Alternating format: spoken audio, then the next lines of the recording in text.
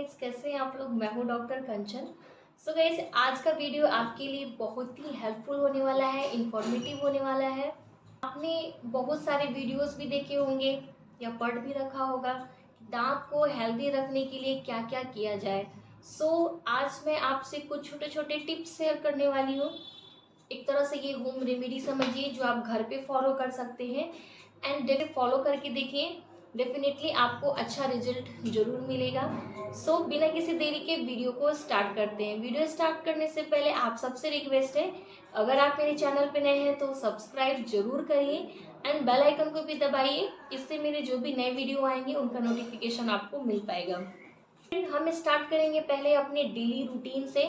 जो हम daily basis पे करते हैं बहुत ज़रूरी होता है कि हम पहले वो चीज़ें सही करें। अगर आप कोई होम रेमेडी यूज़ भी करते हैं तो वो कोई इफेक्ट नहीं देगा अगर आपका जो डेली रूटीन है वो अगर सही नहीं है तो डेली रूटीन हमारा स्टार्ट होता है ब्रश से, यानी कि हमारी मॉर्निंग की शुरू होती है ब्रश से, टूथब्रश से। जब आप अपने माउथ को क्लीन करते हैं तो बहुत ज़रूरी है कि आपको पता होना चाहिए कि आपका टूथब्रश कैसा होना चाहिए। जनरली हम एडवाइस करते हैं पेशेंट को मीडियम या सॉफ्ट टूथब्रश आपको यूज करनी चाहिए। अगर आपको सेंसिटिविटी है तो आप अल्ट्रा सॉफ्ट टूथब्रश को यूज करिए। अगर आप ब्रश के बारे में जानना चाहते हैं तो लिंक आपको डिस्क्रिप्शन बॉक्स में मिल जाएगा कि आपके टीथ के अकॉर्डिंग आपको कौन सा टूथब्रश यूज करना चाहिए। ये तो हमने जान लिया कि अगर हमारा नॉर्मल टीथ है तो हमें सॉफ्ट टूथब्रश का यूज करना चाहिए। इससे जो हम बात आती है टूथपेस्ट की, तो टूथपेस्ट में अक्सर लोग क्या करते हैं कि बहुत ज़्यादा अमाउंट में ब्रश पर टूथपेस्ट लगा लेते हैं एंड फिर दांत को क्लीन करते हैं। तो ये चीज़ आपको बिल्कुल भी नहीं करना है। हमारे टूथपेस्ट पे बस एक मटर के दाने जितना साइज का टूथपेस्ट सफिशिएंट होता है हमारे पूरे माउथ को क्लीन करने के लिए। तो आपका जो टूथपेस्ट है वो एक पी साइज का होना चाहिए बस। गाइस, अब टूथपेस्ट में बात आती है, बहुत सारे पेशेंट पूछते हैं कि हमें कौन सा टूथपेस्ट यूज करना चाहिए, हमें सेंसिटिविटी है या फिर हमारे दांतों में कैविटी है या फिर हमारे दांतों में बार बार प्लाक फॉर्मेशन हो जाते हैं, यानी कि दांत बहुत जल्दी गंदे हो जाते हैं। अगर आप डिटेल में जानना चाहते हैं कि आपका माउथ का कंडीशन क्या है एंड आपको कौन सा टूथपेस्ट चाहिए तो इस पे भी मेरा वीडियो है, लिंक आपको डिस्क्रिप्शन बॉक्स में मिल जाएगी। हमने टूथब्रश तो जान लिया, हमने टूथपेस्ट भी जान लिया। अब इन दोनों को यूज कैसे करना है ये भी बहुत ज़रूरी होता है। तो इसके लिए ब्रशिंग टेक्निक का जानना बहुत ज़रूरी होता है कि हमें ब्रश कैसे करना चाहिए। अगर हम ब्रश अच्छे तरीके से नहीं करेंगे तो जो हमारे दांत है वो अच्छे प्रॉपर वे में क्लीन नहीं होगी। जब प्रॉपर वे में क्लीन नहीं होगी तो बहुत सारे डेंटल प्रॉब्लम्स हमें हो सकती हैं। प्रॉपर ब्रशिंग टेक्निक जानना बहुत ज़रूरी होता है। कोई फर्क नहीं पड़ता है कि आप कौन सा टूथपेस्ट यूज करते हैं। अगर आप बहुत अच्छा टूथपेस्ट यूज भी कर लेते हैं अपने टूथ के अकॉर्डिंग, लेकिन आपका ब्रशिंग टेक्निक सही नहीं है तो वो किसी काम का नहीं है। इसीलिए हमारा ब्रशिंग टेक्निक सही होना बहुत ज़रूरी है। तो मैं शॉर्ट वे में आपको यहाँ पर बताऊंगी। जो ब्रशिंग टेक्निक में सबसे मेन पॉइंट होता है वो होता है एंगुलेशन। जो हमारा ब्रश है वो 45 डिग्री एंगल पर होना चाहिए। उसे स्ट्रेटली आपको ऐसे क्लीन नहीं करना है। अगर आप बहुत जोर से रगड़ेंगे तो जो आपके दांत की ऊपर की लेयर होती है इनामेल वो घिस जाएगी, दांत क्लीन नहीं होंगे। तो 45 डिग्री एंगल पर रख के आपको सर्कुलर मोशन में अपने टूथ को क्लीन करना है। नेक्स्ट इंपॉर्टेंट पॉइंट कि जो हमारा ब्रश होता है, जो ब्रश के ब्रिसल्स होते हैं वो एक बार में 2 या 3 टीथ्स को ही कवर करते हैं। तो हमें छोटे छोटे स्ट्रोक के साथ अपने दांतों को साफ करना होता है। एक बार में 3, फिर एक बार में 3, ऐसे करके हमें अपने दांतों को क्लीन करना चाहिए।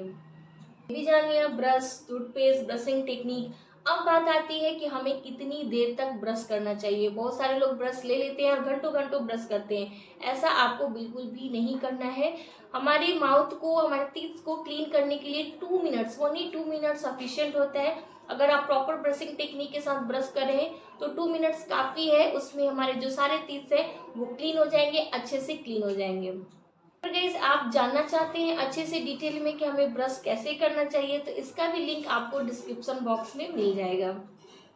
एक चीज़ है जो मैं आपसे मेंशन करना चाहूँगी, बहुत सारे लोग क्या करते हैं कि बहुत एग्रेसिवली ब्रश करते हैं, ब्रश को उठाया और जोर जोर से दांतों पर रगड़ दिया। ऐसा बिल्कुल अभी आपको नहीं करना है। जैसे मैंने अभी आपको बताया, इससे जो हमारे दांत के ऊपर की लेयर होती है इनामेल वो घिस जाती है।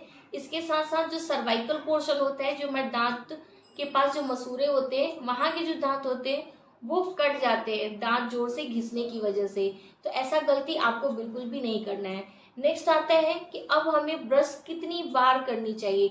जनरली कहा जाता है कि हमें ब्रश 2 बार करनी चाहिए, एक मॉर्निंग में और दूसरा सोने से पहले।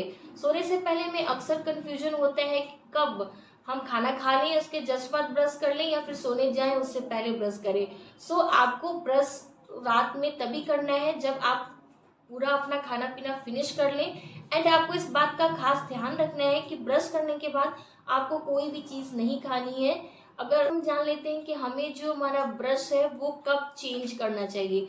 सो आपका जो ब्रश है अगर उसके ब्रिसल्स जो हैं वो टेढ़े हो जाते हैं तो वैसे कंडीशन में जो हमारा ब्रश है प्रॉपर हमारे टीथ को क्लीन नहीं करता है, तो आपको 2 या 3 मंथ्स के अंदर में अपने ब्रश को चेंज कर देना चाहिए। इससे ज़्यादा लॉन्ग यूज नहीं करिए क्योंकि फिर वो आपके टिप्स को अच्छे से क्लीन नहीं करता है। तो ये तो बहुत सारे हो गए बेसिक चीज़ें, अगर आप ये डेली बेसिस पे फॉलो करेंगे तो आपको किसी डॉक्टर के पास जाने की कभी भी ज़रूरत नहीं पड़ेगी। तो हम लोगों ने अपने टीथ को क्लीन कर लिया, लेकिन गाइस टीथ को क्लीन करने के साथ साथ हमें अपने टंग को भी क्लीन करना बहुत ज़रूरी होता है। आप अगर डेली बेसिस पे अपने टंग को क्लीन करेंगे तो आपको टंग में होने वाली कोई भी प्रॉब्लम्स नहीं होंगी, क्योंकि हम जब भी कुछ खाते पीते हैं जो फूड पार्टिकल्स हैं वो हमारे टीथ के साथ साथ हमारे टंग पे भी डिपॉजिट होते हैं, वहाँ भी जमा होती है। तो उसे भी प्रॉपर तरीके से क्लीन करना बहुत ज़रूरी होता है। इसके साथ साथ जो हमारे गम्स यानी कि जो हमारे मसूड़े होते हैं उन्हें भी हेल्दी रखना होता है। अगर मसूड़े हेल्दी नहीं होंगे तो हमें पाइलिया की प्रॉब्लम्स हो सकती हैं। तो मसूड़ा हेल्दी रखने के लिए हम क्या कर सकते हैं, जैसे आप मॉर्निंग में ब्रश करते हैं उसके बाद आपको अपने फिंगर से अच्छे से सारे मसूड़े पे सर्कुलर मोशन में मसाज करना है, ऊपर भी नीचे भी दोनों तरफ आपको अच्छे से मसाज करना है फिंगर से। जब आप ऐसे से मसाज करेंगे, मसाज करने से क्या होता है कि जो ब्लड सर्कुलेशन होता है वो बढ़ता है। एंड जब ब्लड सर्कुलेशन बढ़ता है तो जो हमारे गम्स है वो। अब नेक्स्ट पॉइंट आता है कि क्या हमें माउथ वॉश यूज करना चाहिए। यस, अगर आपके दांत में अक्सर कैविटी या फिर प्लाक वगैरह जमा हो जाती है, बहुत जल्दी जल्दी आपको डेंटल प्रॉब्लम्स होती हैं, तो आपको माउथ वॉश जरूर यूज करना चाहिए। अब आप पूछोगे कि मुझसे कौन सा माउथ वॉश यूज करें, कितना यूज करें, कितने समय तक यूज करें।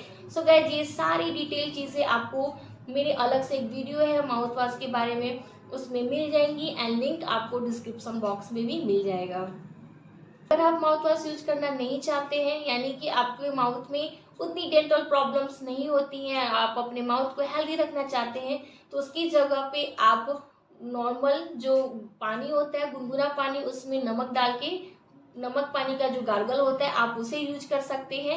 एंड नेक्स्ट एक और हैबिट है जो आपको अपने डेली रूटीन में इंक्लूड करना है, वो कि आप जब भी कुछ भी खाएं पूरे दिन में, चाहे आप एक बिस्किट भी क्यों ना खाएं, उसे खाने के बाद आपको एक गुला पानी मुंह में लेना है और उसे अपने चारों तरफ घुमाना है और फिर उसे निकाल देना है, यानी कि पानी को स्पीट आउट कर देना है। इससे क्या है कि जो भी छोटे छोटे पार्टिकल्स हमारे माउथ में दांतों के बीच में फंसे होते हैं वो निकल जाते हैं। तो ये सारी हैबिट्स आपको डेली बेसिस पे जरूर फॉलो करना चाहिए। होम रेमेडीज के टिप्स जान लेते हैं कि हमें अपने दांत को हेल्दी रखने के लिए क्या करना चाहिए। अगर आपको सौंफ खाना बहुत पसंद है तो आपके लिए बहुत अच्छी बात है।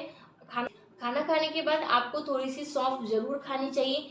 ये मैकेनिकली बहुत अच्छा होता है हमारे टीथ के लिए, उसे अच्छे तरीके से क्लीन करता है एंड हमारे डाइजेशन के लिए भी बहुत अच्छा होता है। नेक्स्ट है वाटर, नो डाउट वाटर। आपको पानी पर्याप्त मात्रा में पीनी चाहिए।